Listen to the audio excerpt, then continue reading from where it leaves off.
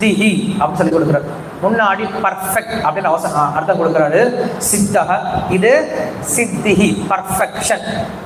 பகவான் தான் பர்ஃபெக்ட், அவரை அடைவது தான் நம்முடைய பர்ஃபெக்ஷன்.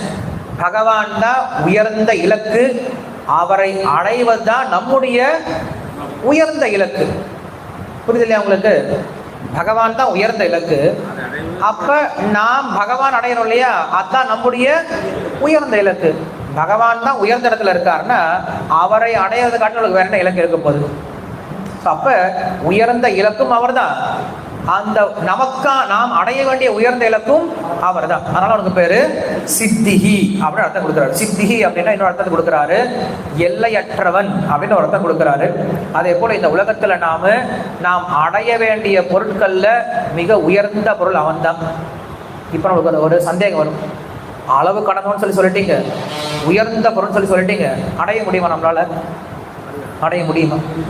இவ்வளவு உயர்ந்த பொருளாக இருந்தாலும் அடைவதற்கு ரொம்ப அரிதான பொருளாக இருந்தாலும் ரொம்ப சுலபமா அவரை போய் என்ன பண்ணிடலாமா, அடைஞ்சிடலாமா? அதனால அவருக்கு பேரு சித்திஹி அப்படின்னு சொல்லி சொல்றாரு. அது ரொம்ப பெரிய பொருள்ப்பா அப்படின்னு சொல்லிட்டு நம்ம என்ன பண்ணிடக்கூடாது, விட்டு போயிடக்கூடாது. அப்ப சித்திகின்ற பேர் வராது, ஏன்னா அவன் அடையவே முடியாது இல்லையா? உயர்ந்த பொருளா இருக்கணும், அடைவதற்கு கஷ்டமான பொருளா இருக்கணும், ஆனால் ரொம்ப சீக்கிரம் அடைஞ்சிடும். அப்படிப்பட்ட பொருள் என்னது? சித்திஹி அப்படின்னு பேர் கொடுக்கிறார். எவ்வளவு அழகான ஒரு அர்த்தத்தை கொடுக்கிறார். இது சித்திஹி பகுநாம் ஜன்மநாமந்தே ஞானவான் மாம் பிரபத்ததே வாசுதேவ சர்வமிதி சமஹாத்மா சுதுர்லபக. என்னை அறிந்து கொள்வது அவ்வளவு கஷ்டம் அர்ஜுனா. அர்ஜுனன் கேட்கிறான், அவ்வளவு கஷ்டம்னா ஏன் தெரிஞ்சுக்கணும்?